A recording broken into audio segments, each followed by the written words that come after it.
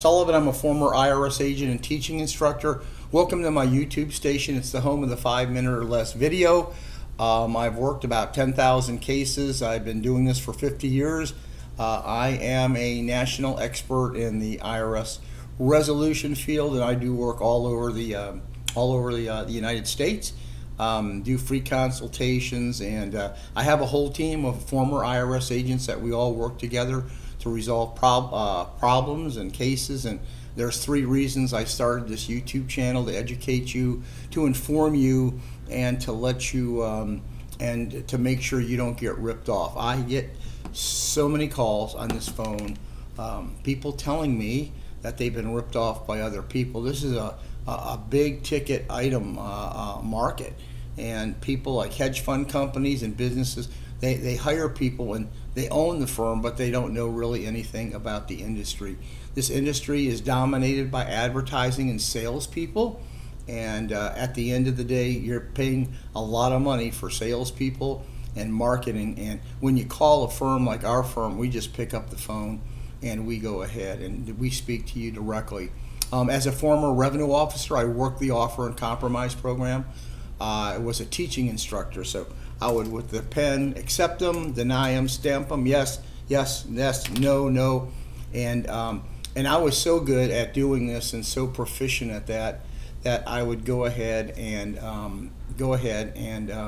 be brought to Atlanta to teach other people how to work the offer and compromise. So let me go ahead and talk to you today about what, as a revenue officer, I would do on the intake of the case, so you understand, battling the flu bug a little, so you can understand exactly how the revenue officer works the case. The very first thing you do as an RO is you make sure 2 things are met: that all tax returns are filed and all estimate payments or withholding are up to date for at least 6 months. If it's not, boom, the case goes back and they won't work the case. IRS wants to make sure you're going to be fully compliant, and they're never going to have a problem with you again. So compliance is really number 1. Once again, all returns have to be filed, and number 2, if you're self-employed, all estimate payments have to be made. They're going to do that right away. Once they go ahead and look at the form itself and make sure that the 656 form is in order, because it's a legal contract between the taxpayer and the United States government. They know that's a legal form ready for presentation to actually look at. Then they go ahead and work the case. So as a former IRS agent, I have on my computer all sorts of ways to check if you're telling the truth. I have the right to pull your credit report on large cases. I would pull your credit report. I'd go to LexisNexis. There's a search engine with LexisNexis called Accurate. It has info. I can pull DMV. I can pull business licenses. Some of the little tricks I could do is I could go ahead and find out. I'd pull your bank statements. I could pull your 1040s, how much you've made over the last 6 years. I have all those reports. I have a plethora of information sitting right in front of me. To be honest with you, I don't even really need to look at the financial statement. I do for certain things, but I can tell pretty much by looking at your profile, putting it all together, working so many cases. Sorry about the stream. Working so many cases, I can tell you pretty much what I'm going to expect on that financial statement. So once I've had your past tax returns and your wage and income, which you can get on your IRS transcript, I'm going to have a good idea about this case.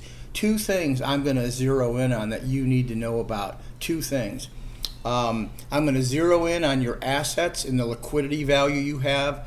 I'm going to do due diligence to find out if the values you put down are correct, especially your home. I'm going to look at Zillow or Realtor.com, and I'm going to look very, very closely at your income and expenses. I need to make sure you stay within the industry standards of the national standard expenses. If you don't know anything about the national standard expenses and you're submitting an offer, don't stop.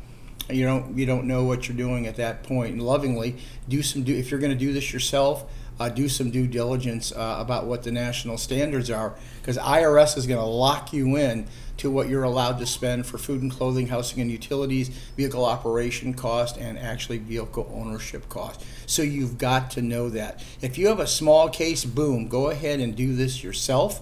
After you know the national standards, if this is a large dollar case, don't do it yourself. Hire somebody. Hire us or hire someone who knows what they're doing, an expert in this. Because usually if you call me that day, I don't file that offer that day. I have to put things in order to get your case ready to file the offer and compromise. Last big tax tip, write a cover letter. When I did the offers, one case after another, you don't know who's who. You don't know if it's John, if it's Paul, if it's Mary, if it's Joe, if it's Keisha. You don't know whose case was whose case. If you write a little cover letter, make the case real. I want to know why you got in the situation you did. Make your case come alive, so I feel a little bit sorry for you. That's how a offer specialist is going to look at it. There's a lot more tricks. Anyway, if you want to use this, you can call us. I don't work any cases or take money until I look at your financial statement. After I do that, I determine whether I want to work your case a lot. There's a lot to an offer and compromise. The average revenue officer can spend 10 to 20 hours working that case. There's a lot of due diligence that has to be done, because remember, this is you're reducing your tax, and this offer and compromise becomes a matter of public record, and IRS wants to make sure they don't screw up. If this information was good and helpful, give me a subscription.